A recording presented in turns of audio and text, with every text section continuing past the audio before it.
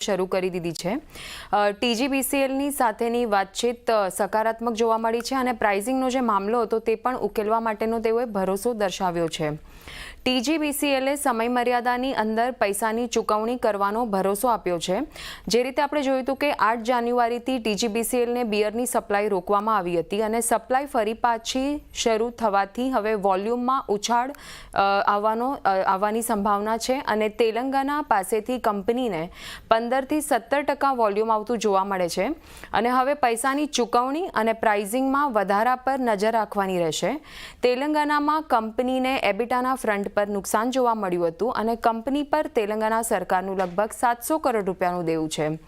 હવે તેલંગાણામાં બિયર શા માટે મોંઘી થઈ તેના પર નજર કરીએ તો સૂત્રો દ્વારા જાણવા મળ્યું છે કે તેલંગાણા સરકારે કંપનીને ભાવ વધારા માટે ભરોસો આપ્યો છે અને 30 થી 45 દિવસમાં આ ભાવ વધારાનો કરવાનો ભરોસો આપ્યો છે અને 12 થી 13 મહિનામાં સરકાર હપ્તાથી આ દેવું ભરપાઈ કરી દેશે એવી સંભાવના છે।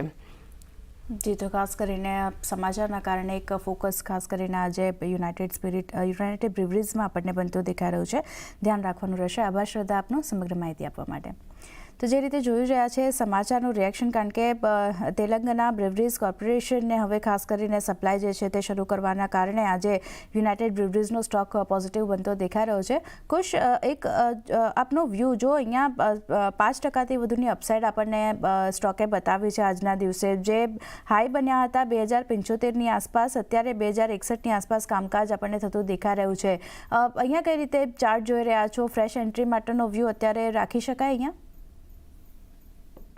ડેફિનેટલી મને લાગે છે કે યુનાઇટેડ બ્રુવરીઝમાં ફ્રેશ એન્ટ્રી માટે વ્યૂ રાખી શકાય। આ એક એવું સેક્ટર છે જ્યાં મને લાગે છે કે માર્કેટ ઇકોનોમી ઉપર હોય કે નીચે હોય, આમાં એક સારું એવું સેલ્સ ગ્રોથ જોવા મળે છે। ડેફિનેટલી પણ પોઝિશનલ વ્યૂ છે, કોઈ ટ્રેડિંગ નહીં। 1990 જે 230ની એવરેજ છે હવે સ્ટોપ લોસ રહેશે ને ઉપરની સાઈડ તમે 2200ના લેવલ ટૂંકા ગાળામાં જોઈ શકો। તો as a short term investment, not trading, તમે ચોક્કસ ખરીદારી કરી શકો। ઓકે, ઇન્વેસ્ટમેન્ટ માટે ખાસ કરીને